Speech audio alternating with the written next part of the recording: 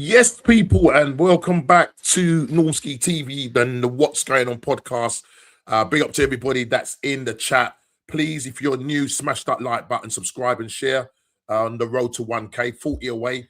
It keeps going up and down. Sometimes I lose 2, 3. But listen, if you know anybody that has not seen Normski TV, the What's Going On podcast, come and check me out. We have got a lot to talk about. Hopefully, Big D will be on with me tonight. I'll send a link out to Yasser. I'm not too sure whether he's going to be able to make it, but if not, don't worry. But hopefully Shay might be coming on a little bit later. So we've got so much to talk about. And I've just seen in the chat, currently Barcelona 2, Newcastle 2. Whoa. Listen, this is interesting. Would Arsenal like to play Newcastle? Well, listen, they got to get over Atletico Madrid. I'm sure Atletico Madrid are going to take Spurs apart tonight. You know what I mean? They're going over there with a 5-2 aggregate. And yeah, I mean, listen, we're through to the quarterfinals, playing Sporting Lisbon, who turned it around yesterday, Remontada, as they would call it, against Bodo Glimt, 5-0, 5-2, 5-3 on aggregate. So look, we wanted to play Sporting Lisbon because I didn't really want to be going over to Bodo Glimt, playing on that false, false AstroTurf and whatnot, you know what I mean? Because, bro, and it's cold out there as well. But listen, it is what it is. We are going to play them. We have beaten them before in the past. I think we slapped them something like 7-1 or something like that. I can't even remember. Last year or last season, whatever it was. So was it in the group stage? It might be in the group stage. People let me know. My brain is a little bit frazzled at the moment. I've got a little bit of a cold. You can hear my voice. Trying to just get over this flu. But look, we're here and we're gonna talk about the Champions League last week, combination of this week. I went early last week because obviously we played against what's his name? We played against Bayer Leverkusen and it was an early kickoff, so I went early. Went for a full 45 kickoff, and yeah, we drew 1-1. Wasn't the most great game. As a matter of fact, it was a bit of a bore draw. We got a lucky penalty through Madueke, but listen. We take care of them at the Emirates yesterday, winning 2-0 on aggregate, 3-1 on aggregate. They didn't really offer nothing, but we will get into those games and get into the games yesterday and today. Man City going out to Real Madrid. Bernard Silva, the Superman, the action hero. Well, we handballs it, mate. That's not what you're meant to do, guy. You're not the goalkeeper. So come on, man. It is what it is. So they're out, but we've got a massive game against them this Sunday, the Carabao Cup final. Are we feeling confident, people? Are we feeling confident? Let us know. Put it in the chat and we will talk about it. But listen, before I get into the chat, and obviously Kwaja was in there first, the Perez of the mods in my group, and we will be going for the chats. But let me get Big D in. Yes, Mr. D, what you saying, yes, brother? Sir. Yeah, no, I'm sorry. Sorry for my lateness, mate. No, that's all right, brother. You know, I'll find you. That's cool. We'll find you. And England just, yeah. Just had some stuff come in there and some bad news as well, which is a bit wild. Oh no, yeah, no. From St. Lucia, man. But yeah, man. Mad. Anyway, talk about the offline, bro. You know. Yeah. I hear you. But bro, how you doing it within yourself anyway? Apart from the bad news, you know. I'm all right, mate. The weeks going too quick, Norms. I ain't keeping up. I know. So much to do, and oh my gosh, we was going backwards and forward on the chat. Not you, but the rest of us on the gang. And you missed a lot, mate. You just played. I was getting a little bit worried, Big D, because normally you're on there, you're responding big time. You know what I'm saying? I was so like, you have to play catch. Okay, let me get in the guy that's sleeping in bed. There he is. Look, there he is. Yes, you know. He's tucked up nicely in bed.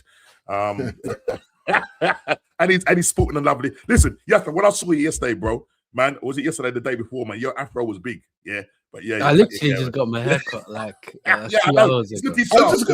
Hold up. It's looking sharp, brother. It's looking sharp. Yeah, man. I call it the Malteser head. That's what I call it. You get me? Because I've got a small head, then. You know what Yasser was doing, yeah? You know what Yasser was doing? Yasser was great. You know what? You know the Man United fan, yeah? You say, well, I woke up my hair. I have afros way before, innit? I know that, bro. Yeah, but it's sporting the Michael Jackson look, you know what I mean? You know what I mean? But no, thanks for coming on, man. We have got a lot to talk about. Your club. Oh, yes, sir, bro. We're doing some strange things, brother. Yesterday, going out to PSG, getting the fans booing the players off, and your PE teacher. Well, I don't know what he's up to, but it is what it is. But before we go into the show, how are you doing? Barcelona are now up 3-2. Yeah, it's half time. What a game! What a game! Do we want to end up playing Barcelona? That's the question, because I mean, Atletico Madrid. I think Atletico Madrid might have something to say about that, because they are quite open. That's the only thing with Barcelona; they're quite open. So we'll see what we're doing. But how you doing? Yes, man. I haven't had the show for a while, but how you doing, bruv? Representing the. You know what it is, yeah. You know what it is, Normski. You know when I came on, I just remembered, yeah. I started to remember my predictions. You remember when he got me on? Come on, man. Listen, we're here. I remember when he got me on and I was doing my predictions, bro. Listen. Was it called? I'm good, man. I'm good. Listen, I'm good besides football, innit? You know what I'm saying? Everything's good besides football. That's how he's like. I feel like Normski before this season, bro. That's what I feel like. Well, you know what? I'm just keeping my feet on the ground. Yes, I'm just keeping my feet on the ground. Still talking about quads and Big D trying to goad me in about. Listen, I know what he's going to come with that. At some point in the show, he will come with it. About I must put respect on Arteta's name. This right. Wait, behave yourself, Big D. He's going to say Arteta in on the live stream. Yeah, we must hear that. Yeah. We need the Arteta in, bro. I told him hell will freeze over before me say, yeah, right. You dealing with we might get it, you know, D. We might get it. I'm telling you, listen, talking people in the room, please hit that like button if you're new. But just before, let me just quickly go through the chat and just bring up some people that's in there. So first of all, Kwaja, big up to you. As I said, you are the Perez of the mods on this channel. So big up to you. Big up to Gavin as well. And just saying, big up to myself. The Assembled, what you say, man? Good evening to everyone. Gavin just saying, even to the Assembled, and just giving it back to him as well. Barcelona too, yeah, but now obviously that's changed. Wahaha, what you say, man? And listen, every time Waha is on it, man, supporting my friend with his battle against cancer. So I really appreciate you putting the link in the chat every time. I really do appreciate that, and big up to you every time. You must be proud of your club, and Carrick at the wheel. It has to be Carrick, man. Yeah. Well, Roy King seems to think now there's better managers out there, but listen, he's doing the business for you. And Bruno, your man, breaking the record. Record. Well, it's coming close, now, honey. I think he's broken it. No, he's still trying to catch De Bruyne. I think he's brought the Man United record. Yeah, the United record. Yeah, that's right. But he's trying to catch. Who's it? Kevin De Bruyne? Is it De Bruyne? Is it De Bruyne? Is it De Bruyne? Thierry. I thought Thierry. Nah, who was it? I think it is. I think it's Thierry Henry and De Bruyne have the joint record. Yeah. Thierry and KDB got the same. Yeah. I think it's like. So he's trying to catch them. I think he's 4 off catching them or something. 4 or 5 off catching them. So yeah, obviously there's no trophy for that, but hey. yeah. I mean, these top Reds, yeah. Exactly. Bring a trophy in. That's what you need to do. About to call it top Guna, bro. Yeah, you know. Yeah, man. Just putting in Kawaja. First of all, congratulations, Kawaja, hitting 100 subs today. Big up all the time. I'm subscribed. So anybody's not subscribed to Kawaja, please go over there and hit him up. He's doing his shorts and everything. He's on it when it comes to stats and giving his predictions and whatnot, and he's on it when it comes to the modding on this channel. And listen, not only on this channel, I'm sure on other channels. I'm sure he's on your channel as well, Kwaja. You know what I mean? So Kwaja, yes sir. I left yes sir voice note when I called him Kwaja. You know, I'm sorry, Kwaja. You know what I mean? Trying to associate with Chelsea man's them. Matt Clip, big up to you, man. Penalty to Barker now. Okay, so obviously that's 3-2. So we just seen 3-2, yeah. Wahaha, from Assemble, Gavin, big up. He's just saying, big up to you, D. Big up, yeah, big up, man. Hey, Leone, big up to you. Thank you for those notes and just picking up Max Diamond. What a player! What a player! What a a generational. Will he be that generation? Will he be that star boy? Will he be the new star boy? Let's see. Well, go on. Diganasa. Right. Yes, sir. Sub to yes, sir. Please go to yes, sir. Doing his sit backs and stuff like that, chilling in his house with his fire going in the background and all that. You know what I mean? Who would these managers that would fit better at United? Who's those managers, the better managers that would fit better at United? Good question. And that's maybe something, as I said, I might start actually and come back to that.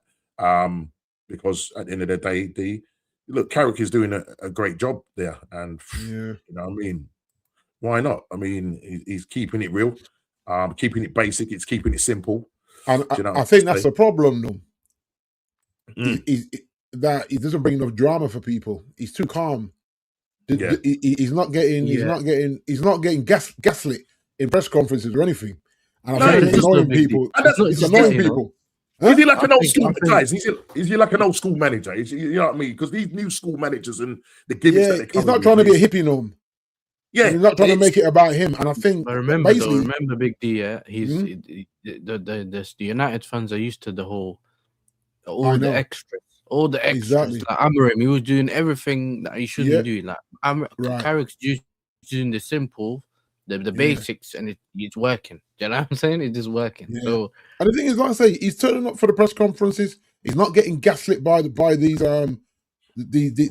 reporters to chat nonsense and trip him up. And I think it's annoying them because basically what they want to be throwing players under the bus when the performances are not being good. And all the things they want to do all that. And Matt Cliff Carver's 99 said, Carrick or Chelsea. What we do? Carrick or Chelsea. We know why, because this PE teacher looks definitely like. Well, Norms. There's a guy I watch called Qtrs. He's a United fan, and he said if his name was Mikael Kraki, he would have got a job already. I say it's true, you know. And so it's like, for me, it's just, you know what, it's interim. They're not going to make that decision till I think the end of the season. Yeah. He's done a sterling job. Exactly. For where we were heading. Yeah. With this inconsistent, I mean, he's had 9 games. How many games have you lost this season? Not this season, this 2026. Just one. Just one. Yeah. 1 out of 9. Yeah. That's not bad, man. Man. I mean, you're probably I don't going to be the want most people want, man. You've got to be the most informed team. If you look at the form table, you're probably sitting at the top. Probably, I know. You've got to be. If you only lost 1 game, out of the 9, and you've drawn what? He's what have you drawn? Is it 2 and 1 7? Something like that.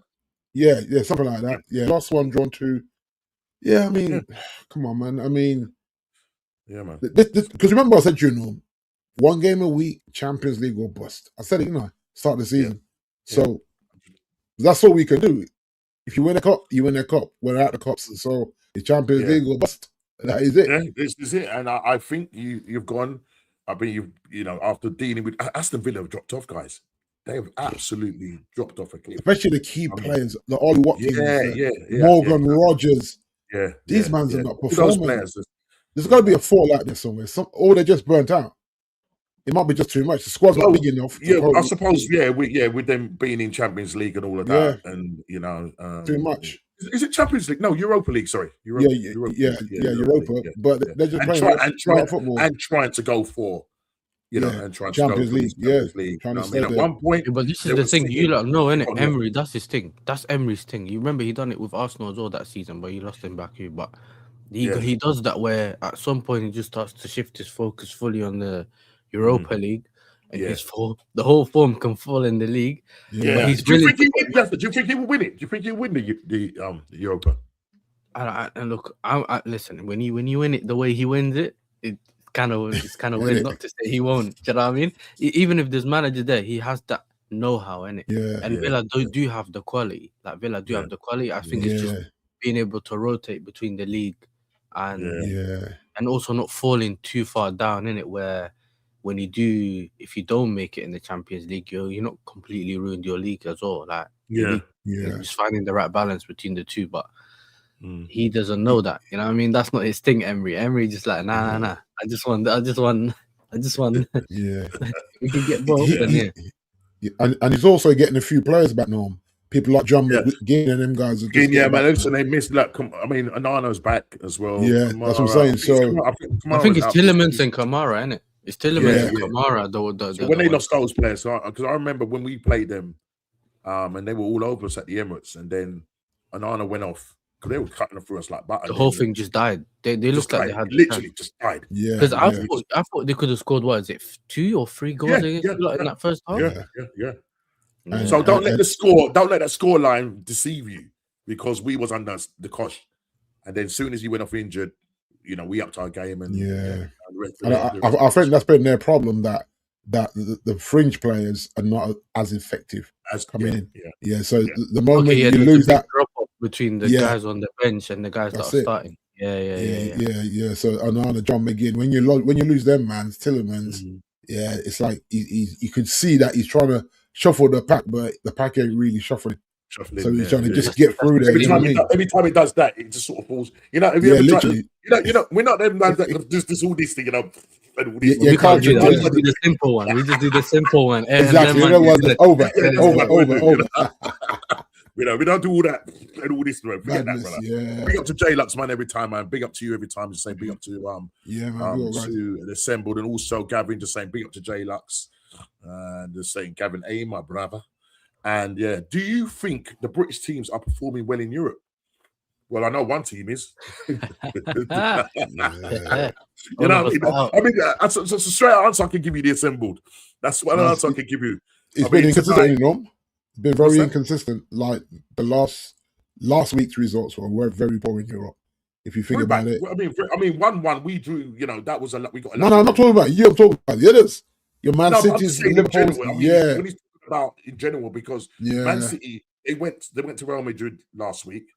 They decided to play with one holding midfielder in Rodri. What's he doing? He's been doing that for a while, though. It doesn't make sense. Yeah, it's just like you know that Nico Gonzalez brother was holding it down before Rodri. He exactly. That's right. And Rodri's not fit. Valverde turned up, brother. But there's another thing that a lot of people aren't putting into play, and I think Nomsky probably spoke about it for a while as well, because he has to talk about it with the Arsenal fan because they ain't got the calmness in it. You know what when I finish, you're gonna know what I'm talking about. Okay. The Champions League teams or the European teams, they start not weak. They just start.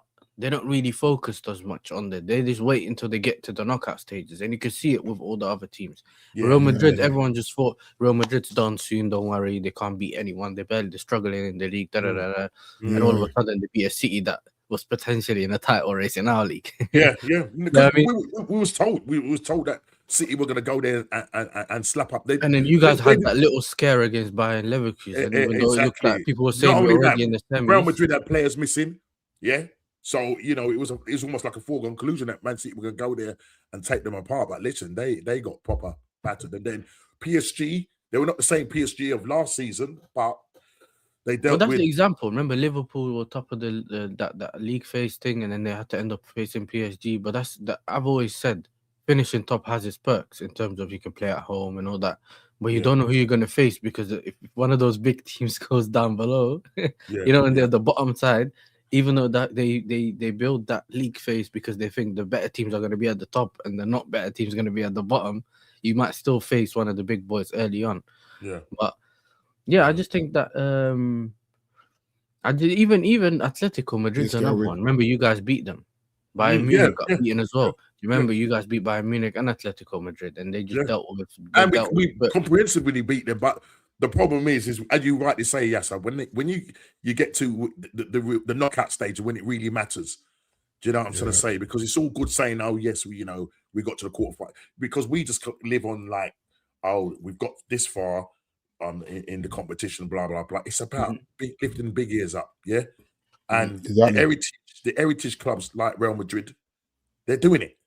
Even this PSG team that we played yesterday, that's like the PSG team from last season. That's not the PSG team that we've seen most of this season.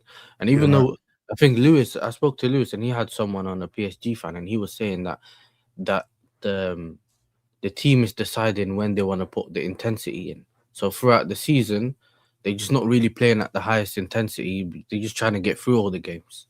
But then now you can see that they're playing they're back to their best again, because this is the time when they need to get need to start actually playing at their level. And I think that's the difference. I think some of us are just trying to play at that level from the beginning, and then you gas out by the time you get to the important bit. So it's almost like basketball, where you got regular season and the playoffs.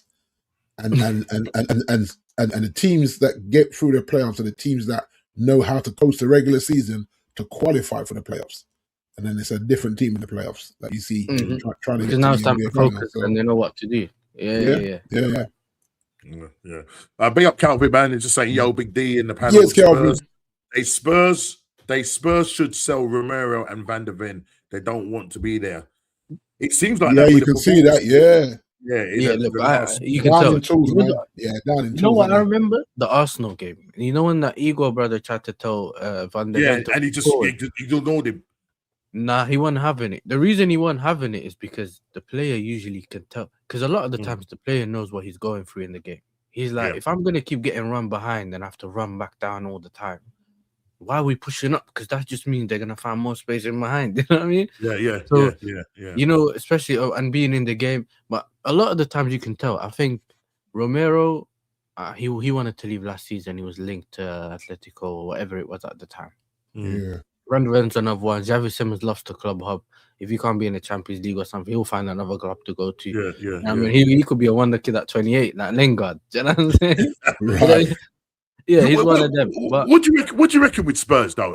Look, I'm going to probably talk about it just before we do actually go into it. Just to let you know, guys, we have got a little bit of a menu here that I normally tackle, and you know, we are going to talk about some of the Prem games and look at the players and how they have performed. And one of my titles for the first one is Take a Bow, Mr. Max Downman, and we will talk about him in the Everton game. A little bit of ref watch.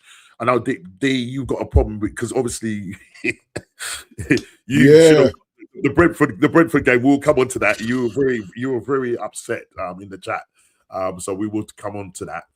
Chelsea, right? This is just your one, yeah, right? Yes, Chelsea taking this group huddle to the next level. How about focus and do your job?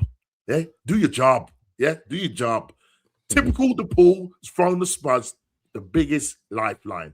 And the last thing on that is the what's going on prediction results game week 30 and the what's going on fantasy shout out, which Big D will be doing.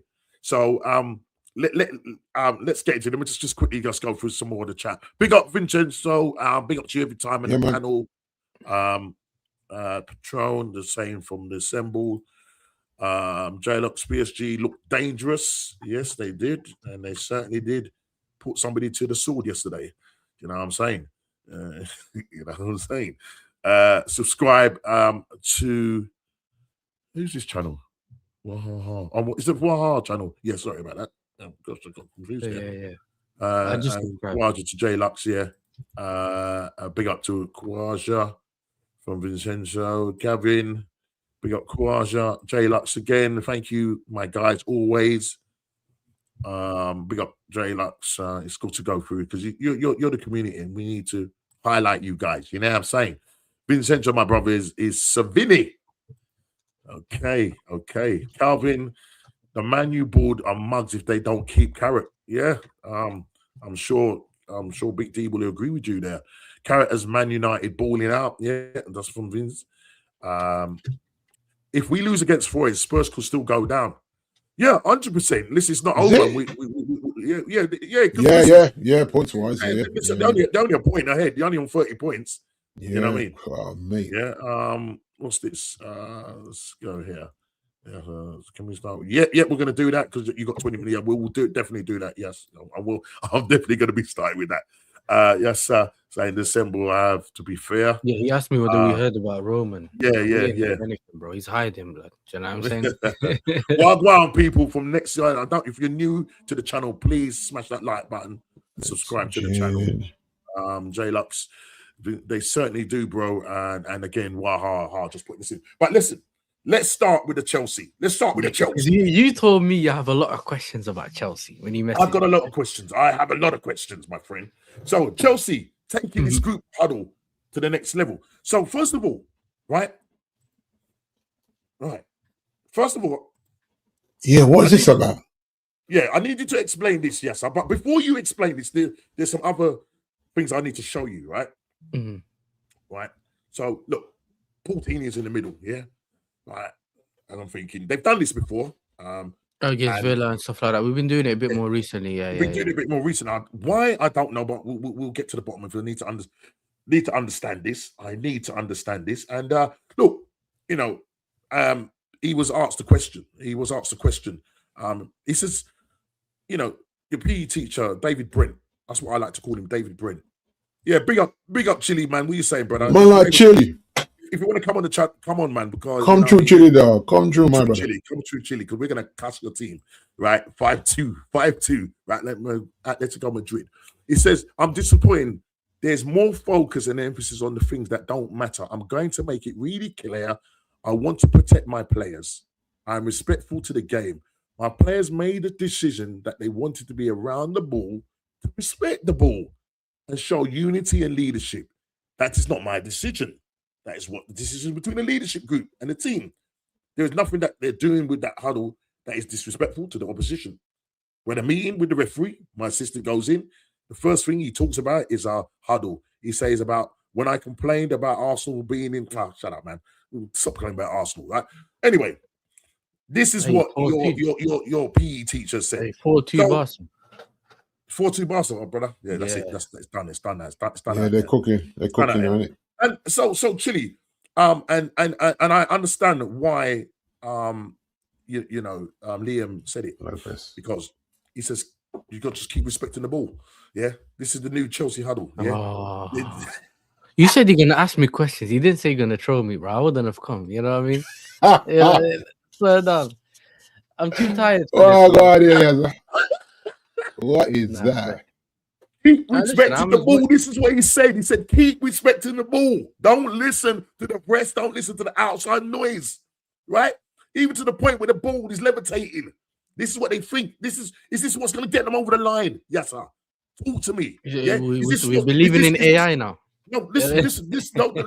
Yes, sir. Are you going to make that top 5? Yeah? Yeah? If you respect the ball, yeah, that ball can do some certain things. Look at what they're doing with it now. And you got the PE teacher there, David Brent, saying, just respect the ball, keep respecting the ball, and it will come. It will come together. It will all come together. And lastly, not only that, your injuries to Reece James. I mean, he's just signed a new contract, and now he's out again with injuries. So we're all of that, respecting the ball and everything. Yes, my question to you is, what's this all about, bro? Please talk to me. What's this all about? So another Chelsea fan said this before. He said, them people that call you and they scam you out of your money, they make you transfer money into your account. That's what Liam Rossini is like. They convince you to sell your stuff. That's what every game. He was at some point, he told us, Jurgensen's really good and Sanchez is world class, but then he dropped Sanchez. He didn't drop him, but he decided not to play him against PSG. I'm like, but if he was world class, why didn't he play him? Then another day he told us Neto was world class. That we know what he's doing, innit? He's someone that's like he's very intellectual. He knows how to speak. So he's supposed to be the guy to calm us down, to make it look like we have, there's different perspectives that we don't understand and all these kind of things. But for me, I've always said just focus on the football. And Big D can tell you because it's happening at his club right now. His previous manager loved, he had he booked all the Sky Sports appointments. Do you remember? He had every week there was a new interview with Amrim, yeah. But now you're focusing on the football. Things are looking like they're going in the right direction. You know what I'm saying? It's once you start winning, the most basic thing is just start winning. And fair enough, he has started his run was going well. But I've always said the one thing about him is I want to see how he's like in the big games. And the reason I said that is because I never used to watch Strasbourg game. I know it's our sister club, but I don't really watch Strasbourg games. Here and there, I may have watched some games. Okay, he's one of them. Yeah, big up to Junior. One of them hipster managers, he has all these formations and he looks like he can play good attacking football, but how is it going to work? You never know till it works at your club or not, right? Right. He comes in, he plays we win games, we look better offensively, we're scoring more goals, we're creating more chances. The problem is he kind of said he just started playing more offensively, almost like not knowing that we don't have a good defense. And it's more the centre-back pairing now I'm talking about. I'm not talking about for me, I like our full-backs and whatever, but it's more the centre-backs. And it's kind of gone straight back to like Pochball. which is just like a zigzag thing. It's going to this side, that side, or whatever we're watching right now with the Hansi Flick football. But you just need to, if the defenders don't know where they need to be and what to do, you can play a high line, but you need certain profiles. That's how it works. He came in and I'm pretty sure he said he wanted to go a defender, but obviously we for some reason we don't buy anything in January. But I think if we're gonna be honest, we've spoken about this 5-2 Lewandowski. That hurt you. That hurt you to say that, didn't it? 5-2. There was 6-3 on aggregate. They need 2 more goals to hit 8. You know what I mean? You can't do it like us. You know what I mean? But I'd say I hate to be Chelsea. You know what I mean? I hate to be Chelsea. No, but you still hold the record, don't you? Yours is like 10. Stop it.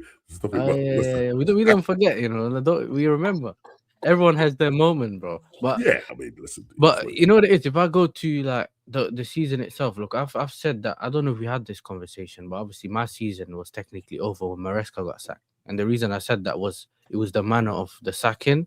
Or some people would say he walked away, but what happened? To give you some context as well, is the way our club runs, we have this medical team, and you know how you always talk about the red zone and this player shouldn't be playing or should be playing. They have all these things that they look at, and then they say, well, okay, you can play him 40 minutes, and you can play him 60 minutes, and you can play him this amount of minutes.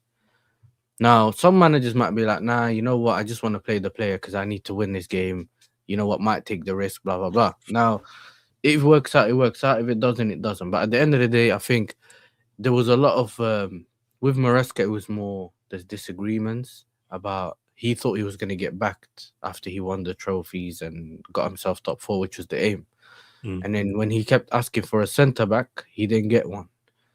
And then what happened was when Levi Cowell got injured, he started doing not studies, but essentially he's trying to explain to them, this is how important Levi Cowell is to what we do.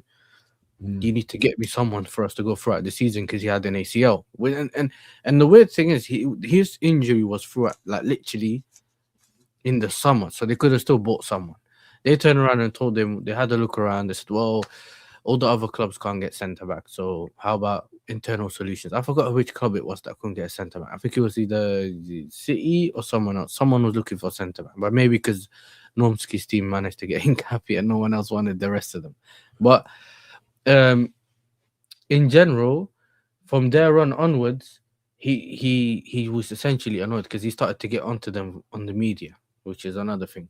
And he thought maybe putting pressure on the ownership from there to explain to them how important the centre back is. They still didn't listen, and then at some point he was just tired. He's like, you know what, I can't work with this, and then he's left. They just thought, you know what, sister club, they picked William Racine and brought him in because they know how he's like. He's a yes man, isn't he? And he's coming and he's like, he can talk really well, but I've always said, what do you know on the pitch? And on the pitch, you can only do so much. And it kind of reminds us, we now understand why Maresca was playing, what if you want to call it rigid football, more possession-based, and players being close by to each other, because he couldn't do what he really wanted to do because of what he had at the back. And you talking about injuries, we got 4 hamstring injuries since Mr. Racine came in, the PE teacher. And we did. Esteval got injured. Gittins, I think they didn't tell us what grade hamstring he is, but he had a hamstring injury, but he's back. Has he got him running hard then? Has he got him running hard now in training? He said that he likes playing he likes to play at a high intensity when he came in. And then he also said, I think he said he likes to play in a high intensity and he wants to get the ball from defense to attack very quickly. Yeah. Which works for us sometimes, but if you're going to do that, you need a squad.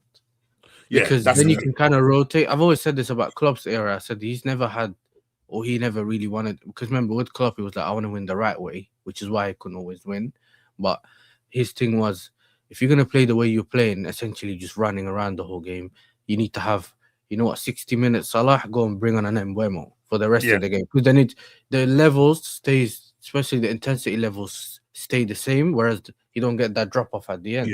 Yeah. And you need to have a squad. And with us, it's like they hold everyone accountable, whether it's players, managers. I think this is the 4th one that got sacked. This Mercini is number 5. But the only 2 people that don't, or the couple of people that don't get held accountable is our sporting directors. You know what I mean? Because what happened recently is that some group of people have went and actually met one of the board members, Mr. Finkelstein, whatever his name is, and he told them, "And we believe we're building one of the best squads in the future or something." So I think they're not seeing it, and I think they believe that their model is going to be the model. And I think, you know how they're looking at it? They're looking at it from a way of, you know how they say to you, Norms, you know, have you had like an idea, you know, I'm going to start a YouTube channel and I'm going to do this, and then you tell your wife and she's looking at you, are you crazy? Bro? You know them ones? Yeah. But she ain't got the vision. They're looking at us like, you lot ain't got the vision. Just work with us. Just work with us. They're saying, bro, we got everything sorted out. It's not working now, but it's going to work. 6-2. Yeah, that's it, man. Newcastle's dying, bro. Jeez. But tell me Yamal's got about 2 goals. Tell me he's got 2 goals. No, Lewandowski had 1. Fermin Lopez scored, and I think it might be Lewandowski again. I think. Wow. But yeah, Rashford's still holding bench, isn't he? 6-2, 7-3 on aggregate. Is he? Rashford is still holding bench. Well, he'll probably come on later. But like I said, I think it's just the team is going downhill. You know what's annoying the most? I think for me, it's we have good players, but in certain aspects, in certain areas, you don't. And I've always said you can't have not necessarily inconsistencies, but you can't have issues in your spine in football. Yeah. So like you can't have a midfielder that's not good enough, and then if your midfield's not good enough, essentially that's like one line of your defense gone. If your goalkeeper's not good enough, which that's another thing, PSG first leg, or even you can go back to Aston Villa's game. The Aston Villa game, he played Jurgensen, who's supposed to be good with his feet, but he has this thing where he likes to disappear. You know, like the holograms where I could just switch off, and so you know how I do on stream sometimes where you just disappear. Yeah. He's like that. He's sometimes in goal, sometimes not in goal. Yeah. Sanchez is more consistently as a shot stopper, but he can't trust his feet. So he said maybe if Jurgensen plays with his feet and he gets the press out from PSG, then maybe he can pass it around. That's what I was thinking was, if it worked, everyone would have called him a genius, but it didn't. Right? Especially after the Kingsley thing, the next day he just made it look worse. But then he says things like, "Oh, I don't believe in a number 1 goalkeeper." You know what I'm saying? That's just this woke manager. You get well, that's what. Listen, remember with Arteta and Raya. You know about this more than me because you've kind of went through it, and the whole life stuff and that. I get it. Listen, Arteta's the leader of the pack when it comes to that, man. Yeah. But our thing is, we spent, because I'll compare it with like PSG. I think spent 500 million from the time they've decided to switch this whole French model. Because remember, they had Lionel Messi, Neymar, and Mbappe. Sold Mbappe. And then obviously Neymar left and the other guy left as well. So then when that happened, they decided to go to a French model, essentially get French youngsters, and because they've always had great players in it in France, or very good players anyway. They've only spent 500 million, went and got Luis Campos, went and got Luis Enrique. You know what I'm saying? So it does, and obviously like if someone like a Vitinha was told he was too small at Wolves, he was at Wolves a couple of years back. So it's not like the players don't exist. On this guy, you know. No, but this is what I'm saying. We decided we started to go for the Vieira, didn't he? Oh yeah, Fabio Vieira, yeah. Well, this is the point. The point I'm making here is that I think it's just that it's very deflating in a way where I don't feel like we're too far away, but we need to fix those main issues that we have. Yeah. And some of the players that have come in have also not raised our level. So essentially at a similar level that we were last season, then having actually moved on forward. I was watching Thierry Henry and Jamie Carragher's analysis on Monday Night Football, and they were just talking about that goal that you conceded.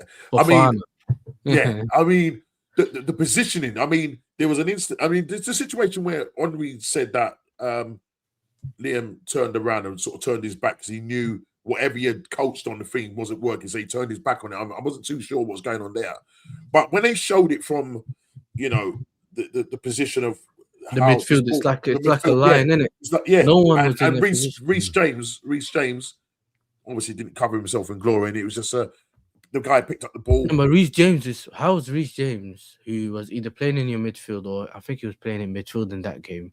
How is he your furthest man back Fofana's the one running with Gordon. Should be, but he's walking essentially, not running. Yeah. I've seen him run faster to the byline when he was getting subbed than he is running towards his own goal. Because remember, I've said this in my match reaction. I said, you know who was it? Willock. I big up to Gian. You know when Willock was running with the ball and Reece James was chasing him. Yeah. You know, sometimes the goalkeeper comes out and that player chips the goalkeeper or just tries to. Even if Fofana was sprinting, even if that happened, he may have been able to clear it off the line. And usually, you know, that's when the player might be able to just get it off the line. He wasn't. It's not like he didn't even sense danger because he turned around and was looking around like, "What's going on?" And I'm like, "The guy was behind you. He was in front of you. How does that work?" But some of these things we never had an issue with under Maresca because of how close the players were, especially at the back line. But because look, you drew at home to Burnley. Obviously, Newcastle beat you at home. It's been Nomsky context, Nomsky, bro. And joking aside, though, I think the Leeds game before that, we played some of the best football we've seen this season. And then Caicedo made that tackle, which 9 times out of 10 he gets. But there's a thing called mental tiredness, fatigue, whatever you want to call it. You know, when you think you can still do what you can do, but you kind of delayed. He made a tackle in the box. He tried to intercept him, but tackled him, got a penalty, and then they put the pressure on us at the end. Burnley the same. We were 2-0 up, and then the guy who scored that header from the corner, Flemings, he had like 8 tackles that could have been a yellow. He didn't get sent off, and then we ended up getting sent off, and that links up to the discipline thing. Yeah. Because how many was it? Is it?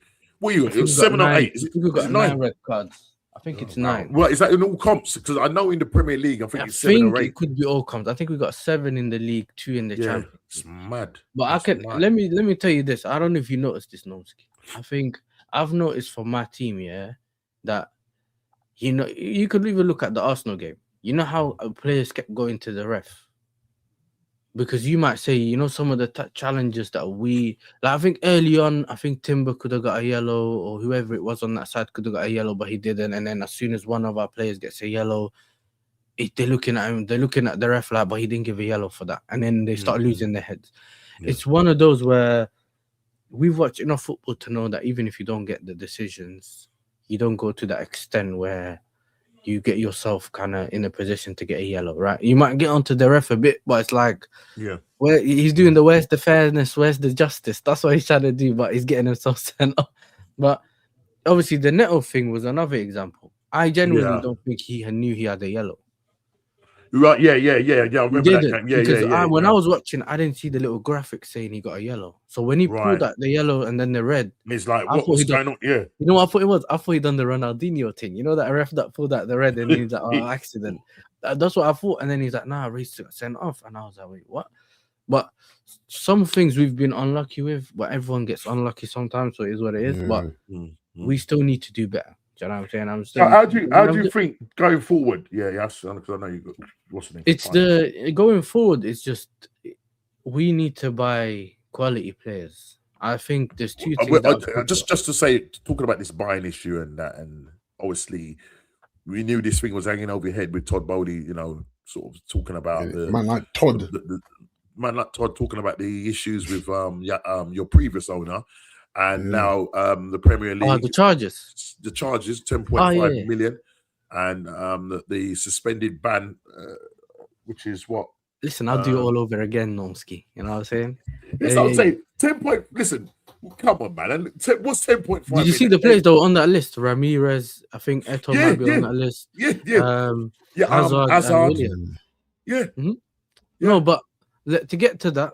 Obviously, it's a 2 year. I think it's a 2 year suspended sentence. Or is it 2 year? Right. Okay. Yeah. But that's suspended, which means unless we end up doing something we shouldn't in the future, then. But why isn't it like the other teams like West I'll Ham? Explain it to you. But if you hold on, Nomsky, I'll explain it. So what happened was I think the 9 months one that you saw is for the academy, because remember they were saying that we tapped up players when they were younger and then got them to come to Chelsea way before we were allowed to, blah blah blah. But right. Essentially, what's happened is they were saying that Roman or the club was paying they were essentially doing what Fergie was doing back in the day when he was turning up at Oh, people's houses. City were doing that. Well, who was it that recently said that? Was it Bill? Bill said that Fergie came to his mom's house, bro. You know what I mean? But Fergie was always doing that, Bridget. Yeah, he knew, you know what I'm saying? But you know, like what I mean is that we were allegedly, yeah, no, the brown envelope jokes. We were paying certain people to find the players or get to the players, blah blah blah. But I think what the issue is here is the reason why we got such a lenient, if you would like to call it a lenient punishment. It's because Todd Bowley fessed up. He said, I looked at the books, they looked dodgy. And, you know, because we were it's not just that, but this is the thing where it's an embarrassment on the FA. And the reason it is because the Premier League went through our books when they took the Club of Rome, not the Premier League, but the government. So they said that they went through our books and then they also went to vet. Big up Shane, man. Big up every time, bro. Big up to Shane, man. Hope you're doing well. Yeah, Shane. Yeah, man. I've got my fellow Gooner with me now, so we're good. We're good. He needed backup, Shane. You know what I mean? He needed backup. You're saying. No, so what's happened is so when they decided that they were going to take the Club of Rome and whatever, they essentially went through all our books. And then they also said that they were going to vet our owners in the future, whoever they thought was suitable, so that they don't make the same mistake again. Yeah. So they should have found these inconsistencies before doing all the stuff. Because remember, they could have found, because remember, they were trying to find things to say Roman did at the time, so they would have found these things in the books. But when Todd Bowley and that bought the club and whatever, and they started actually going through everything again, they found inconsistencies, you know what I mean, with Vitesse, the club in Holland and all that kind of stuff. And then essentially they just self-reported. Now, the reason they can't really punish us badly because it puts a bad precedent on self-reporting in the future, which means if they punish us harshly for self-reporting, if Arsenal ever find something, they won't self-report because they're like, no, well, I'm not going to get myself punished for that. You know what I'm saying? I might as well just wait and see if they ever find it themselves. Do you get what I mean? Right. So that's the aspect of it. But is it 7 or 8? It's 8. Or they got 7. How do you lose 7? So is it 7-3 on aggregate? They're losing 7-2 at Barcelona, bro. No, it's 7-2 in the match. In tonight's match. So 7-2, 8-3, 8-3. Yeah, 7. Yes. 8-3 on aggregate. 7-2 now. Yeah.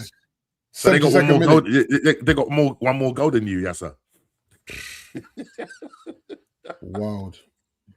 How many more Champions League? I said this morning there will be a 20-minute period where Barcelona just absolutely steamrolled them. They have it in. They've done. That's what they've done. You know, it still ain't brought on Rashford, you know, bro. Doesn't need to. They're sending him back, you know, Norms. They're sending him back. If it's 7-2 and he can't get on the pitch, they're sending him back, ain't they? Man. Maybe he'll come back and put in 10 in it. That's later, man. He's coming in later, bro. Oh man. Oh my. But I mean, yes, I mean, just on in terms of your fight for this top 5 position. I mean, you know, you're currently, you know, Brentford are only 3 points behind you, and they've done so well under Keith. Is it Keith Andrews? They've done so well under him. Brentford. Yeah, the Brentford manager. Yeah, the set piece coach. There's a manager now. Yeah. You know, he's definitely a shoe-in for manager of the year. Of the year, you know. Even though you know what, if you won the league, would you see when we say it, when I say this now, there's the top gooners like they're cringing in their boots. Like, how dare you? Tata should get it. You know what I mean? Now, man, come on, behave. But I mean, in terms of your the last 8 games you've got, you know, do you think you'll make the Champions League position? Do you know what our fixtures are, Nomski? Or are you just guessing? I'm looking at you. I can see your fixtures. Okay, so what do you think? Well, I know when Nomski's being cheeky. I'm not being cheeky. I'm not being cheeky. We got just by the way, just before you say this, Shane hasn't seen this. Yeah, Shane, you know I said about Liam Messina, the David Brent, yeah, and he's talking about put some respect on the ball and all that. Yeah. He's taking to the next level. Yeah, and yes, I think this is AI, and I'm telling you, it's not. It's not. I told him it's not.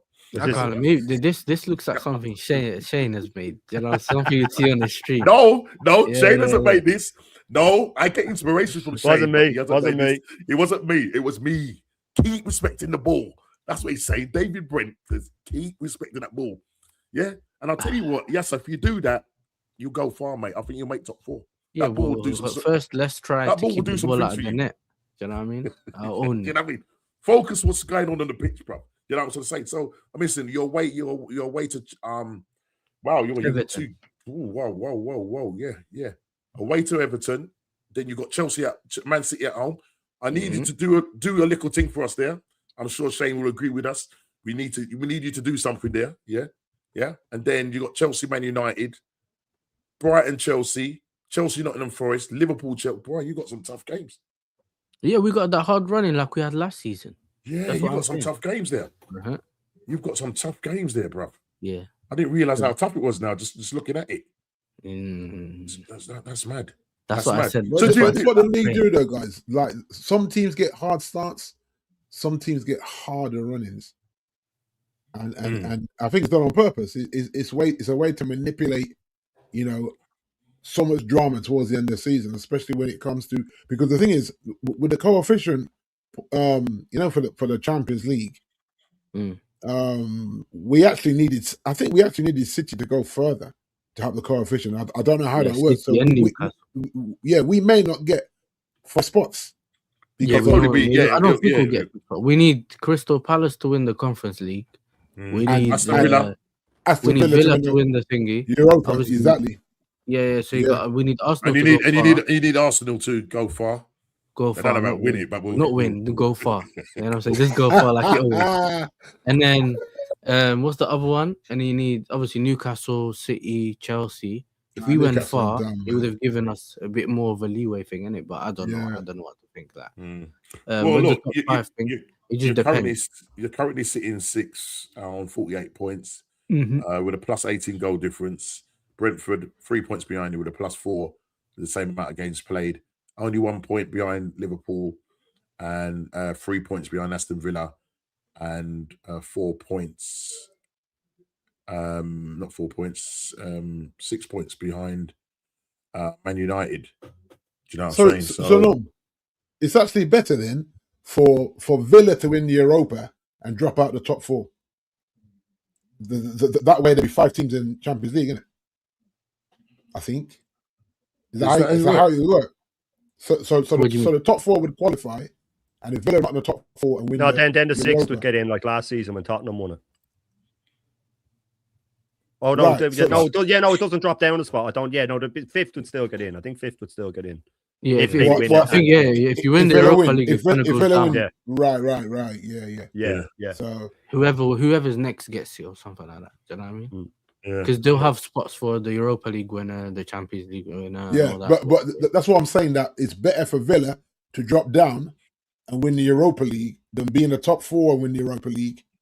In terms of the way they do it, like they'll say, well, they've won the Europa League, but they're also already in the top 4, so it kind of eliminates that spot, doesn't it? But I'm pretty sure they give it to the next team. I think. No, like if Villa are in the top 4 and they win it. And the extra space will be the 5th space. It will just stay as the 5th one. Oh, okay. But if they were to drop out, you'd have 6 teams, but it would still be 5th spot. It would just mean an extra team will get in because they finish ahead of them. Yeah. You know what I mean? So Remember, you won the FA Cup. Because remember, you guys won the FA Cup against City, and then that's how we went from your Europa League to Conference League. Right. Do you remember we went 1 down and we ended up in the Conference League instead of the Europa League? Well, yes, before you go, right, I just want to get your thoughts on this. So obviously, whilst yesterday watching the game, news came out with regards to Morocco and Senegal, right? So I just want you to have a listen and see what you think of this. I'm just going to play the audio from Talk Sport, and it was what's the name, Jim White, talking to an African columnist who writes for, I can't remember, the Guardian or something like that. But I would just have a listen, right, and just tell me your thoughts after it. It's about 2 minutes long, so hold on a second. African football reporter and expert, Osasu Obe-Yuwana. Osasu, good morning. What is your reaction to when you heard this news late last night? Gobsmacked. Gobsmacked, as simple as that. I mean, did you see it coming? No, because the rules of football are clear. Rule 5.2 tells us all that the decision of the referee on the field of play is final. Fine. Yep. The last time I checked, there's been no change to the English meaning of the word final. Or do you know of any, Jim? It's a fair point. Who do you recognize then, Asastu, as AFCON champions? Senegal or Morocco? Well, as far as I am concerned, and this is not about my opinion, Jim, this is about the opinion with regards to the laws of the game. Law 5.2 is clear on what it says. So you cannot determine a football match in the courts of football justice. I will make this point. Should the referee have awarded the game to Morocco on the day of the final? Yes. Should Senegal have forfeited the game after abandoning it for 15 minutes? Yes. But if the referee decides not to exercise that authority and opts to continue the game, you cannot change the result in a boardroom. That is as clear as ABC. Is it not a case, and I hear you absolutely, and of course there are nuances to the referee's decision being final in terms of retrospective evaluations of referees' decisions in terms of red cards, but I understand the point you're making about a result. Does the ends not in part justify the means? By that I mean that whilst we don't like the idea that the outcome has been determined by an arbitration and rather than a referee, we all agree that actually the outcome that should have been achieved has been achieved in a perverse way by an arbarbitration panel coming to the same conclusion. No, Simon, no. The ends don't justify the means. It's wrong. Yeah. It's wrong. I'm a barrister, okay? Yep. I've been a barrister for 31 years. I know how to interpret law a little bit, just a little. Yep. Okay? If you have powers to exercise, you exercise it in the moment. You can't do it retrospectively. Yep. You can't.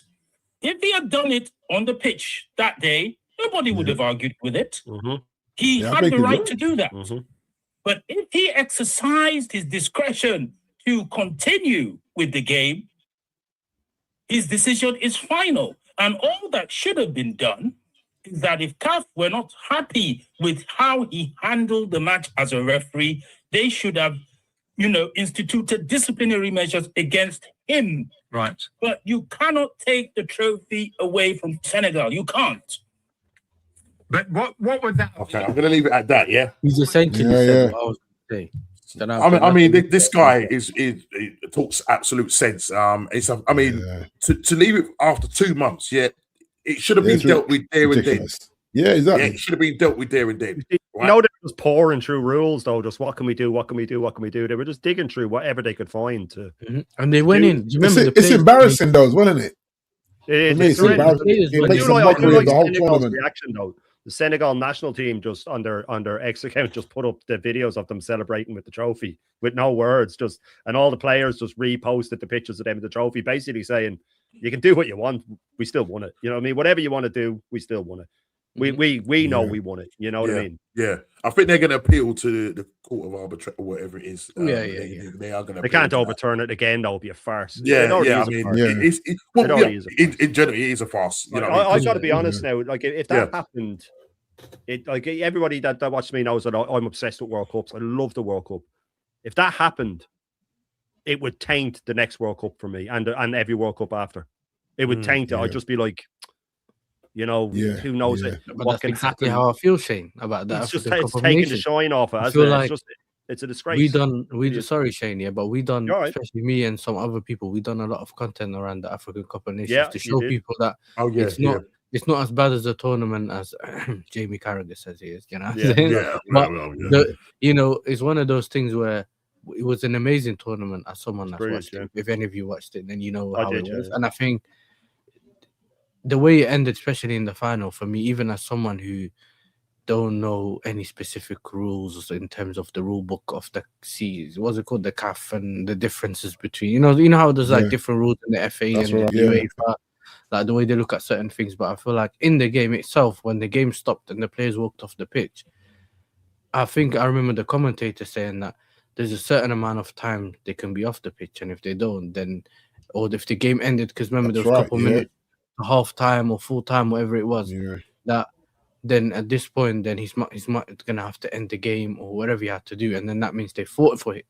And then if they've walked off and it's a forfeit, then he should have then there and there said, you know what, they've won it now. This is how the rules are. Blow the whistle, don't you? But when he's continued the game, and Senegal have scored and then ended up winning it, you've given them the trophy. I think you then have to come out and do what the referee done, was the BBC put out the other day. We should have given this team a penalty, and that's it. And then whoever they did wrong should just be punished for doing the thing wrong. Do you know what I mean? But to take away the trophy, or essentially award someone else the trophy for someone else's mistake, that's got nothing to do with it, because you know, every team, you know, teams do things on the pitch that may be wrong, like the Senegalese players maybe, you know, acted wrong, maybe it was a penalty, like all that kind of stuff. But they should be punished for the things that they've done wrong. I don't think that you do end up giving a penalty and then saying, well, this team should have won, that team should have. It's all extra stuff, and I feel like it's more political than it is football. Right. It's more like we should have won it. Do you know what it is? It's, you know, whether the rule is that if they walk off that you should, the ref didn't at the time, right? But if we go down this road, then you can go back to finals from 2 years ago when you should have had a penalty and go, well, I want that. And I want to take a penalty again. Once the final whistle goes, I'm sorry, even if it was wrong, you know, you can't go back to 86 and say, and England go to Argentina, well, we want to replay because, you know, Maradona handled the ball and we can all see it. You know what it is? Then I'll go back to 2010 and say maybe Iniesta was offside. You know, there you go. That's what I'm saying. Like, look, whether the ref got it wrong or not, it was such an obscure incident that, you know, you kind of think, does he even know what to do here or someone? And it was all happening in real time. But if he had made the decision at the time, you still go, it's a bit of a farce. But if that is the rule, if someone was in his ear going, if they don't come back in a few minutes, then you officially have to say that they forfeit it. If he blew it, then you go, okay, it's a bit of a farce, but you know, you can't go back and change it. You can't, because you'd be going back to Ireland went out to an Henry handball. Come on, man, we're not going back and replaying that.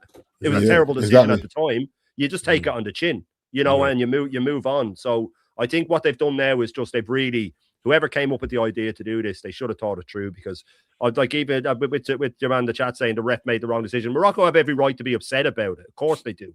And they can go like the England fans again, to use that, or Ireland fans, and say, oh, I think we would have gone through and won if we hadn't have lost. You can always have that moment, but you can't go back and change it, because it will just go crazy. It'll just be pandemonium if you start allowing stuff like this. No, I couldn't believe it. You know? And just the length as well, guys. You're waiting too long to do this. It just makes the whole thing a farce. You know what I mean? He's like, oh, now. Like, you know what it is, D? That's more like the legal stuff, isn't it? You can't always get that. True. Because I heard a lot of people say that, but then they said, well, they have to go through all the decisions and lawyers and stuff. Well, they could have announced then that they were going to do that straight away. And I'm pretty sure I heard Morocco was going to do that, though. I think after the game, not far after the game, we heard something like that. I'm sorry, if the decision went that way, you just have to because it's you know, it's a full 2 months. I mean, just roll with the punches, and it happened. Well, like it's come out about you know, people taking bribes and stuff before, and you can't change what happened. You know, you can award the league to someone else, and you can do all of that, but I just think it's a bit. It's not bribes. It was a ref's mistake. It wasn't bribes. If it comes out that it was bribes, who knows? But you know what I mean? Just for me, it just seems a bit silly to start digging around something like that. Well, listen, it's just gonna roll on. We'll see how it all pans out. But it's absolutely crazy. But yes, big up to you for coming on, man.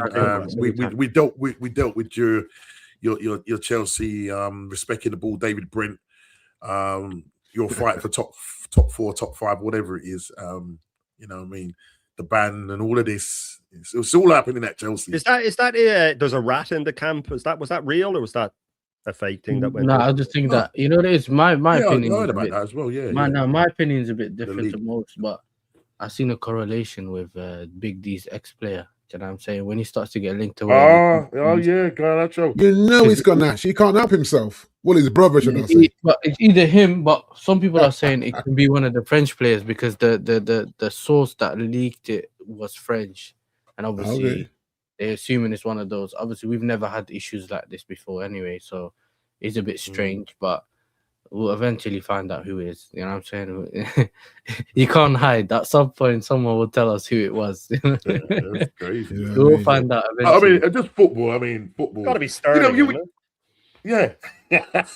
Sterling. It's got to be Sterling, man. You know what I mean? That's the one. Sterling got final.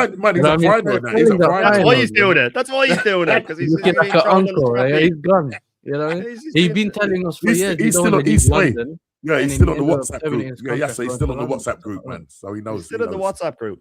Exactly. So to say, but no, it's Garnacho is most people's guess, though, isn't it? Yeah, he just got that look about him, man. He's just got that look about him. Yeah, that brother of his can't help himself, innit? Yeah, I'm saying his brother can't help himself, so he wouldn't be surprised if, and he's not getting the minutes that he wants either. Yeah. In terms of you know the way he was chatting, like he was a shoo-in to start every game at Chelsea. That's why he's going. And I'm like, how's that working out for you, fella? You know what I mean? It's crazy. Absolutely crazy. That's crazy. Yeah. But yeah, big up to you. What you got coming up? Yes, just before you go. What do I have coming up? I've dropped a video. I dropped my match reaction. You know, I'll drop it in a bit. You know, so I ain't dropped it yesterday. I'll give you some context. So I was watching the game with the Chelsea fans, Lewis and that. Yeah. And then I think sometime in the 60 minutes, I fell asleep on my chair, innit? You know what I mean? But I was still on stream, but I had my camera off, you get me? So what happened was, I fell asleep, woke up, and then I had multiple games on. So I had the Chelsea game on, and then I had the City game on the other screen. And then I woke up, and I just looked up, and I was like, oh, City's out, Chelsea's out. We already knew out in 15 minutes anyway. Do you know what I mean? But it didn't make a difference. But I was literally, you know when you see a kid just fighting for sleep, for some reason throughout the game, I just had sleep. I just fell asleep. So I didn't know what really happened after a certain amount of time. But we already knew that we were getting schooled anyway. So it didn't matter whether it was later on. I didn't miss anything, surprisingly. Do you know what I mean? Yeah. But yeah, I think just got the match reaction. I don't think I'm going live today. But yeah, probably sometime this week. There are one of the days upcoming. Probably tomorrow, actually. Yeah, I might go live tomorrow, but other than that, got to chill and rest. You know, focus on life. No more football. You know, that's right, man. But big up for you coming on. I really appreciate it. Big up Shane as well. Yeah, man. Big yourself. Yeah, sir. All right, big up to you. Yeah, right. I want to get on with the Arsenal game. Shane. Look, Arsenal are in the quarterfinals of the Champions League. Yesterday we played and I thought it was a professional game. We played Everton, and obviously my thumbnail is, you know, in terms of Max Dowman, what's a player.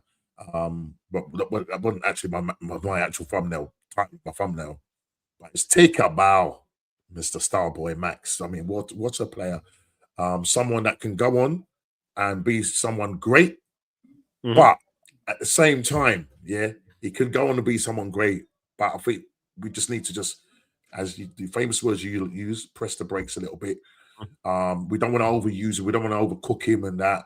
Plus, obviously, he's under the tutelage, well, I'll say that loosely, of Mikel Arteta, who could basically coach the talent out of him. You know what I mean? There's a lot of guys saying, how dare you talk about Arteta like that? And I know, Big D, you got this thing about me, but I've got Shane with me to back me, We don't have to like the manager. We love the club. We don't have to like the manager. We have to put some respect on this man's name. Now, I'm thinking about it now. Listen, when we think he's done well, we say he's done well. We watch the game with our eyes. If he hasn't played well or done well, managed well or coached well, We say if the team doesn't play well, we say the team ain't playing well. We don't follow this blindly. It's not blind faith, as Shane talked about it on the show earlier on. It's not blind faith. Let's go into this. It's just like this thing is like, we looked at this the season, and Shane has come out and said it, and he said, "Look, I put my hand up. I was wrong, because I thought we weren't going to make the top 4." Arteta and the team has proved us wrong. Playing this kind of football, continue playing like this. We don't care, because at the end of the season, if we lift a trophy, then we can deal with next season. But for now, and I know D, you're going to say, but you need to put respect on the man's name and all of that, and I get all of that.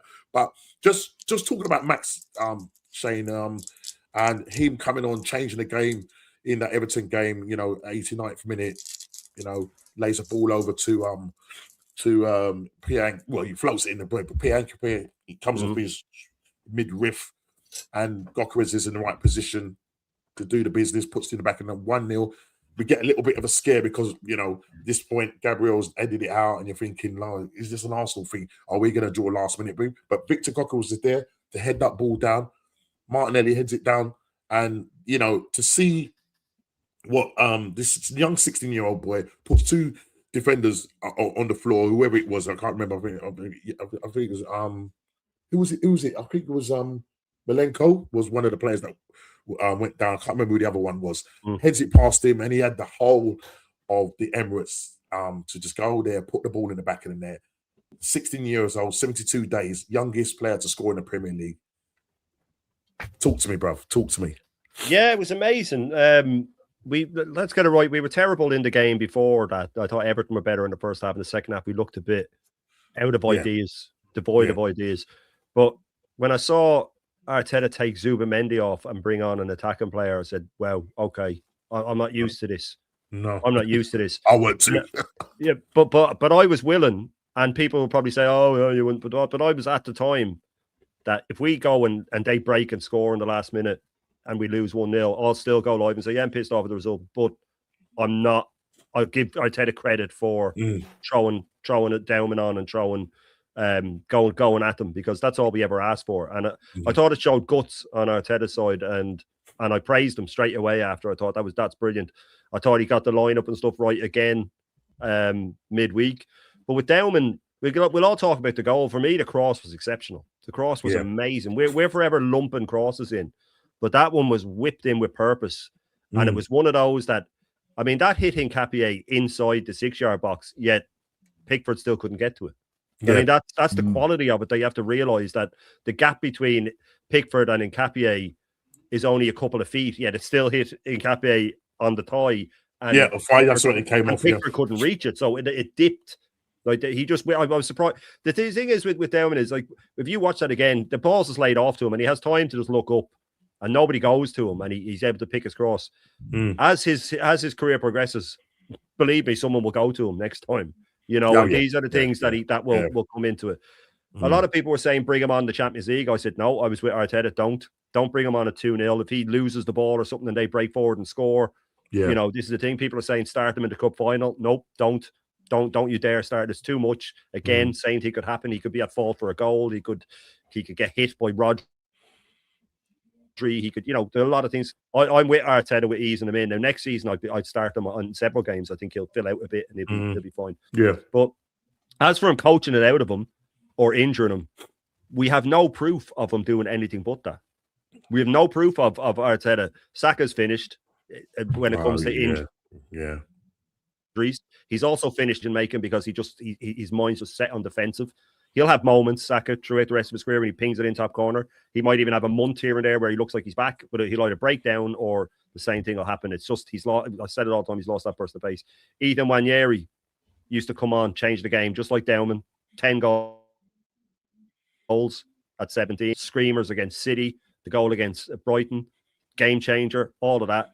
It quickly got dropped then for not tracking back. Yeah. The next time you saw him, I remember against Brentford, he shifted inside, and I thought, he's going to hit it, and he just laid it sideways. I thought, he's got you. He's got you. Lewis Skelly, Emile Smith-Rowe, Reece Nelson.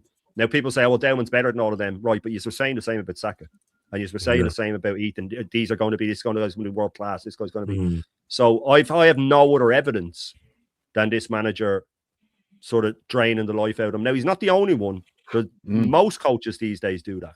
Most of these coaches just do that. They drain the life at them. And it's very rare these players even come through the youth system now, because from an early age, they're just taught technique and fitness. And that's it. And they're not allowed to express themselves. It's not about, like with training, it's not about winning and training. It's about getting your technique right and stuff like that. So they don't come along often, but we've had a batch of them. And they've all been, as you used to say, he's taken the sharpness out of them. He's made them just wingers that track back or play them out of position. But if I had proof of one, people would say, "Oh, well, Saka reached it. Saka should be so much better now. He should be so much better than he is now." So he's been held back. Now, the only thing is he won't play him as often as he did Saka because he has the squad.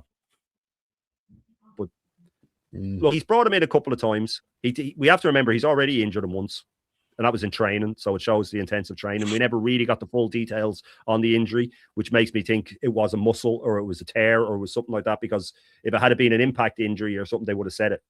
They would have said it. They would have come out and said it. It was very hush, that injury. So I think he was already done with the fitness thing. But look, the guy it's very clear. I'm on with Ethan as well. I think Ethan's got everything you need, but Dauman is that extra bit. Yeah. And you can see it the second you see him with the ball. You can see it. There's a certain type of player. I mean, Dee will say about Wayne Rooney when you see him at that age, you know it's you just know. I remember Rooney's hat-trick in his first ever Champions League game when he scored a free kick and everything. He was just different level, and you're thinking, well, okay, this guy is with this guy. You can see it. You go, okay, he's special. He's special. You saw it a bit with Wiltshire when he came in, when he was doing things. Going, there's something that you can't teach. They've just got this low center of gravity, or they've got a great touch or a vision, or whatever the case may be. There's something in them that Scholes with his vision. He had it from as soon as he came through, and you go, okay, there's something special. Sat nav, boy. Sat nav. That's it. And Beckham with the way he could cross the ball, you go, okay, there's something different in this guy. The Giggs with the way he could run, there's something different in him. You can see it. Henry and all of the great players. With Dauman, I'm on that. I go, yeah, you've got something. But it'll be a shame if we see him like next season getting games, but he's not doing what he does best throughout the game, and you're going, let him. There should always be one player in your team that you like, and when I'm complimenting Arteta, the last two games he's let him play. Eze had more shots from outside the box against Everton than any player this season. I really was watching. Normally he stops them. Normally he stops them. You don't be doing that. Too many. And it's like he let him. And then in the Champions League, he let him play his game. And if he's willing to learn to do things like that, there is a manager in there. There's definitely a manager in there. It's just in these moments he needs to learn to just let go of his arrogance. And I do think that getting trophies would probably might do that for him, because he doesn't have to do the whole act anymore. He can go, well, look, he's got nothing to prove. You know what I mean? He has something to prove, so he might open up then. But the stuff that we're seeing over the last few weeks is what we've asked for. Taking Ben White off after 60 minutes and taking Zubimendi off for half an hour. I would have liked to have seen him take Saka off. And if he starts him in the cup final, it's a question mark for me of going, well, why did he play 90? You could have brought Madueke on. Why did he play 90? So there is little bits that, but we are very nitpicky. And I was just on with Jez and Positive Amazon. He was asking like, oh, but you criticize when we win and you criticize. I said, yeah, but if we've won 2-1 against Wolves, I'm going to criticize it wasn't good enough. Yeah. Or even if we've won 3-0, but he's flogged Timber again, he's been stretched off, I'll compliment the win, but I'll also mention that Timber shouldn't have been injured. I'm not just going to not mention one part of it because we won. There was still things to be critical about. And I said to him, if he had have won the league already and maybe won a cup, I'd be less critical. I said, but the stuff that we're criticizing after wins is stuff that's been happening for 6 years. So that's it. It's not something that we've just. That's what I said. I said in his first season, I wouldn't have been that critical. I go, well, he's learning. It's when it's the same stuff happening. Yeah, that's when we criticize. But as for Dauman, I don't like doing comparisons like this, but a few of us have. It's Liam Brady, man. You know what I mean? It's Liam Brady. I purposely said he's got a bit of lean in him. If he can have 70% of the career that guy had. Yeah, he will definitely. You know what I mean? But what a player! What an Liam was so underrated, mate. What a player! I mean, D, just looking in and obviously picking up what Shane's saying in terms of Max, our star player. I think he's now a new star boy. And just the way Arteta's going about things and our chances, going into this Carabao Cup final at the weekend. And Shane made a point about now that Arteta's kind of let the shackles off a little bit of the players in his last couple of games. Do you think we will approach the game being at a cup final? So do you think that Arteta will go in there? I won't say the word gun hole because that's not how he is, but just allowing the players to be a little bit. Because look, Eze, when he played against Man City, he was the one that won it for them. Yeah, and he will definitely be the player to definitely be featuring. Unless hopefully the injury that he picked up is not nothing too serious. He wasn't too serious. But just how do you think we'll go about it? And your thoughts on you're hoping that he the free throw football norm. I think when I say Arsenal just pinging the ball about and stretching teams using the whole pitch, right, rather than this nervous side to side. You know when he's overcautious and it's almost like you're looking for a counter-attack goal rather than a creative goal, where you've literally just carved teams aside, where you've got your strikers running the channels and all this kind of stuff, right? He makes your players nervous, and I feel like because this cup final, I think will trigger Arsenal's success. He may be a little guarded, and that's not what you want. I think him being guarded plays into City's hand because City are not a confident team right now. I think they're very disjointed, and Pep's doing a madness here. You're seeing this, like his head's gone. I mean, he was even the way he was dressed, like he was going to the pub. Yeah, like bro, like what do you look like? You could tell his head's gone because he couldn't even bother to dress himself properly for a big game like that. And so I think Pep is rattled. So if Pep's rattled, the whole team's rattled. So Arsenal needs to go and play Arsenal football, put them to the sword. If you go out there and go overcautious, you might come and stop because they've still got people like Semenya that can hurt you. Bernardo Silva that can hurt you. Doku. I mean, even though with 10 men, the 10 men that they had against Barcelona against Real Madrid yesterday, they played quite well. Do you know? Do you know what I mean? And even though they lost it, but it was a good performance by them. But it just obviously because of Bernardo Silva getting sent off. Norms, guys, Shane, you would see Fergie do this with I likes of Eric Cantona. Just say, Eric, go and play. I ain't coaching you. Like you're going to be between the midfield and the front line. Go and do your thing. Go create and win a game. And I think we've said it, Norm. This overcoaching, it's killed the game because you're watching your game sometimes and you're just like, oh man, like Yazza said, struggling to stay awake here. Because it's so mechanical, it's so I can't make a mistake. Because when the players are thinking that way, that they can't make a mistake because this manager is so highly strung, and then I'm going to get benched for the rest of the season, which is another 8 games. So you got to just remove that from the players. I just think that Arsenal should go to that final and to put them to the sword. And I think to put them to the sword, that's why I think Eze's been a victim of that. Because the Eze that we've seen for Crystal Palace, and I mean, we've seen small glimpses of it against, the likes of Crystal Palace when he scored that goal against, obviously, Tottenham, both games, you know what I mean? And again, last night, I mean, there was no fault. He didn't have to think about it. And as Shane said, he's allowing them to take shots. I mean, the ball was pinged. Very much Adebayo-esque. The only thing with Adebayo, I remember in that Tottenham game when he flicked it up and then it was the same, yeah. You know what I mean? There was no thought process. It was just like bang, instinct.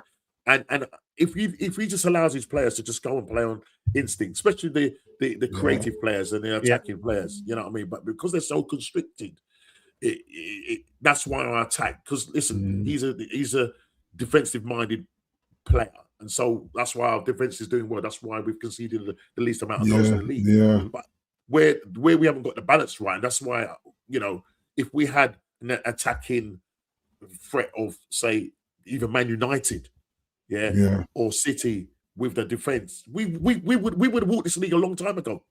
Yeah. And that's exactly it. When you have a defense as good as Arsenal's defense, you don't need to overthink the attacking options. In terms of like those front three and that attacking midfielder, you just let them go play football, Norms, because sorry, D. Yes. No, go on, Shane. Yeah, no, it's just with Arsenal's defense, it is brilliant, right? And it's the best defense we've had in a long time. But for me, my judgment is always withheld on a defense of calling them great until they're a defense in a team that plays attacking football. Because whenever we lose the ball, 10 men go right into a 4-4-2, and we double up on every winger, no matter who they are, Sunderland, Wolves, it doesn't matter. Where I want to see a defense like United's defense in 08 when they, apart from say Carrick or whoever they had in the holding midfield and the 4 defenders, everyone else attacked, and then they would get it on the counter attack. Now it's quite easy to defend when you've restricted teams to lumping it in and you're just heading it clear. I'm not saying that we don't have an amazing defense, we do, but I'd rather let in 4 or 5 extra goals in a league campaign and let the front 5 go off. Do their thing, score 15, 20 more. So for me, a defense, it's a lot easier to defend when you have 2 banks of 4 and even your 2 front players are chasing everybody down. So as I'm with you with the League Cup final, I want to first 20 minutes just go at them. Just go at them, everything.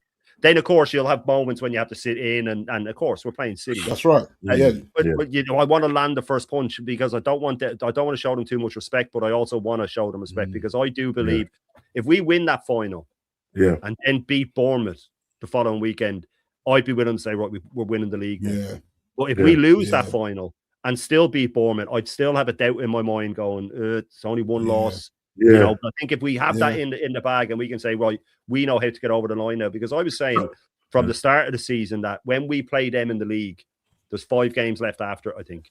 I was saying I want to be 7 points or more clear, because if it's 6 points and they win, and then even without a game in hand, if we could lose one then and we could start to wobble.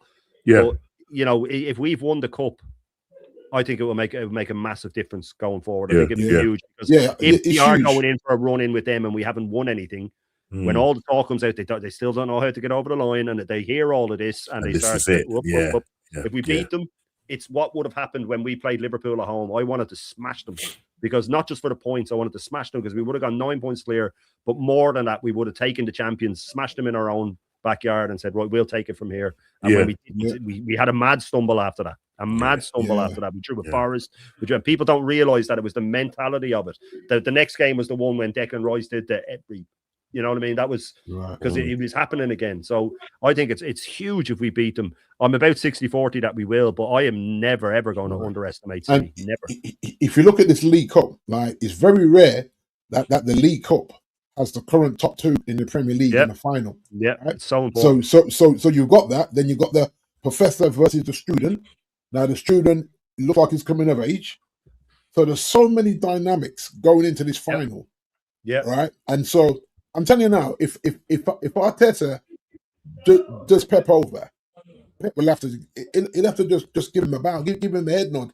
We call it black man head nod. We don't say nothing, just nod the head and keep walking. He'll have to give him that shit. You know what I'm saying? Yeah. And like I say, the top 2 in the current Premier League are playing in the League Cup now. Now it gives the League Cup even more weight, because now it's telling you that the big teams are taking it seriously. Hence, same with the if the FA Cup goes that way. So there's just so much things that play in this one game, and then the psychology as well. Like you said, when we play Bournemouth, does City play after us? Yeah. We can go 13 right, points. So we could go 12. We could go 12 points. 12 points there, sorry, yeah. Right. Albeit that they will have 2 games in hand, but it's that psychological thing. Just what we did when we played the other day, where Everton, and we went 9 points cleared. We could have gone. Sorry, what was it? 9 points cleared, but then because they dropped them points against West Ham, so it puts pressure, because up until that point, that's what I'm saying. But if they beat us in the final, Norms, think of the nerves going into that Bournemouth game, because then people will start talking. Well, if Arsenal lose this and City win, then it's in City's hands. That's the thing. That's why that game. That's why that game is so key. It is so key. You know, it is so key. Sorry, look, just 2 seconds. I've got my son. Yeah, but this is how I look at it, Shane. I look at it as well that that I'm taking the points in the bag over the games in hand every day of the week, because once the points are in the bag, obviously you guys playing first, the pressure on them to say, right, we've got to keep the pressure on. Even if you do lose the cup final, you go to the Bournemouth game, you handle business, and you go 12 points. It's there. It's not like, oh, City played and clawed 3 back, and now we can't drop any points. Yeah, and that's why City dropping points at the weekend was such a big deal.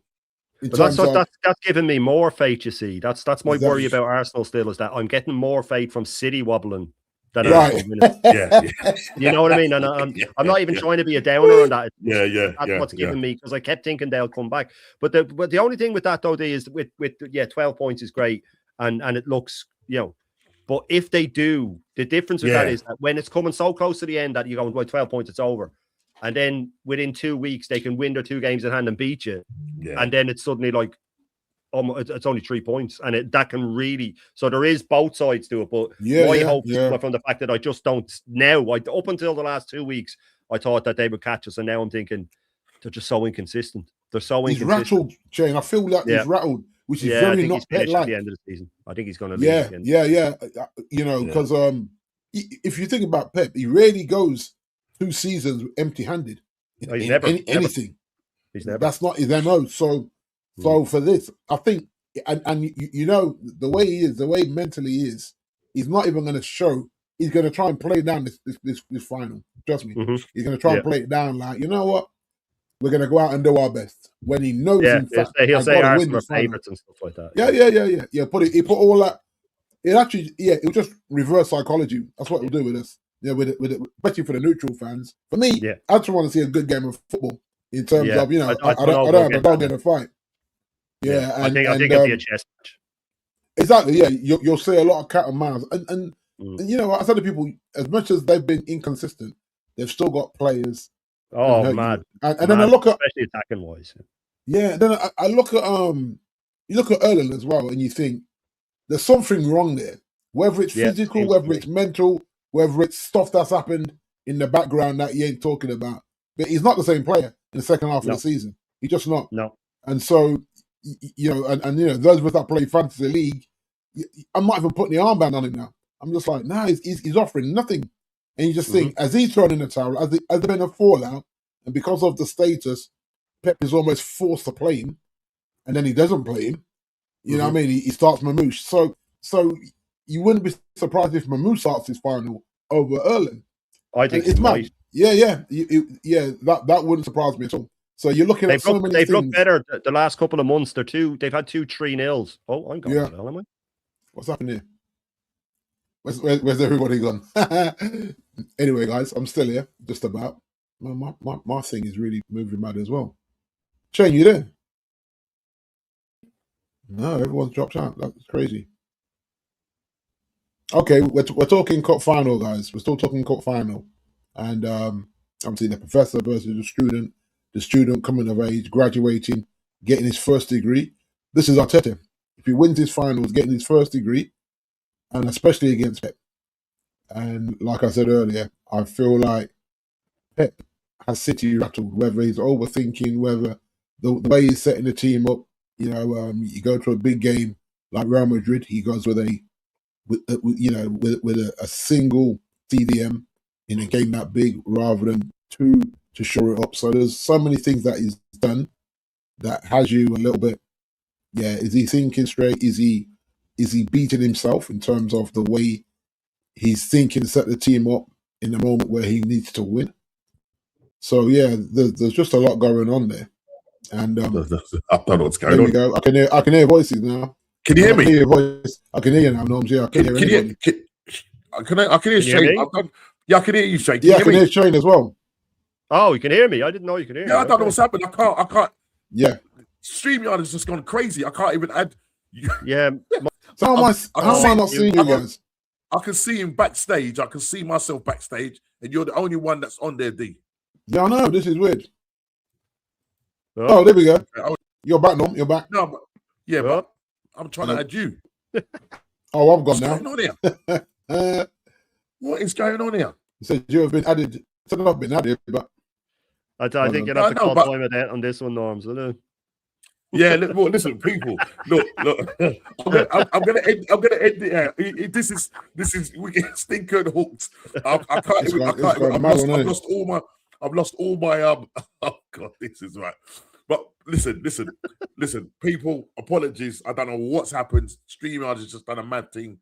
StreamYard moving mad, isn't it? Yeah, it's moving mad. Man. Yeah. I'm just hoping I can end the stream, Dave. End the stream. But just to let you know, obviously I was going to try and show you the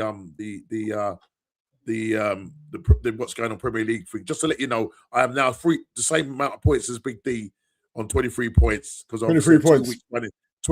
2 weeks running. I've actually what you call the correct score. Norms. Yeah, got the correct score. Yeah. I don't know what is going on here. Yeah, it's moving mad. There it is. We're back. I don't know what's going on. Absolutely stinker and hooked. Yeah, it's doing a mad one. That's all right, Norms. This is mad. This is technology, crazy. Mate. Technology. Can you see me? Yeah, I can see you. Yeah. And Shane, I can see Shane now. We're back, Norms. We're back. Oh, where is it? Okay, let me just find this. I think I can find it here. Hold on. Yeah, just quickly. Is that going to allow me to do it? Oh, here we go. Well, so yeah, there you go. So just to say, Norms is coming for me, man. Yeah. Like I say, I felt like I got robbed, Norm. The Brentford game. JP is actually come out of the JP's coming relegation zone, and Ez is falling into it. Even though it's just that JP has had a better form in terms of the outcome and the actual prediction he got right with the green, actual score he got right. Yeah. So with 7 games to go, you know what I mean, it's hotting up. It's hotting up to say the least. It's hotting up to say the least. But yeah, I really do apologize. I don't know what's happening because what's happening, Shane? I was trying to click on the on the actual comments, yeah, and it just wouldn't. I kept clicking, and then I clicked again, and then that was it. It just dropped me out. It's Matrix. Yeah, mate. You know what I mean. But it is what it is. So D, I don't think I can add this. No, see, it's not even letting me add this to the stage. So forget that. I wouldn't mess with it. I'm not going to mess with nothing else now. Yeah. I'm not going to mess with nothing else. But listen, people, appreciate you guys coming on. Let's see if I can just remove that. At least remove that. There we go. There you go. People, I really appreciate you guys coming on. I'm going to be on later with DJ B. Oh yeah, midweek bingo. That's at 9:45. So come and join me. I'm going to go now. I've made myself, Shane, a lovely spaghetti bolognese. So nice. I'm going to go and eat that, get that down me, and then go and watch Tottenham get slap up, and get a little bit of enjoyment from that. But really, it was pretty good. Show you what you got coming up tomorrow. I know, but 49 undefeated and all of that. Getting there, yeah. No, there's a big up at me. I'm sorry I was late. That's no problem. No, I get it, man. It's always a pleasure. It's always a pleasure to come on with D as well. Absolute real. Yeah. Nice one, Shane. Yeah, man. Legendary. Yeah, I'll have the full Irish tomorrow, of course. Full Irish. And then the bruised banana. Norms is getting one step closer to the undefeated record. I'm kind of going to go down. Possibly watch the Tottenham match, maybe the Liverpool one. My missus was over in Spain for 4 days. She just came back while we were live. Okay. See if she brought me back anything nice. Hopefully not another Odegaard jersey, but the ladies. She brought one back a couple of years ago. I was like, Ollie, come on, man. You must. Come on, what are you doing? Come on, then. But I'll be giving that away actually in 40 days for the 1 year. All right, 65 days for the full Irish without missing one. But listen, big up to everybody for. No, I really appreciate it. I really appreciate it, man. Big up every time. And Dave, thank you also as well for coming on. I really appreciate it, man. Good stuff. My padrin, you know what I mean. But listen, we're going to be out of here. As I say, next week we will be back. And obviously, Shane, we must, yeah. Win that Carabao Cup. Honestly, no, that would be for the weekend. Do you know what I mean? So let's see what happens. But people, please smash the like button, subscribe and share if you're new. As I say, on the road to 1K. And I'll see you next week. Take care and God bless.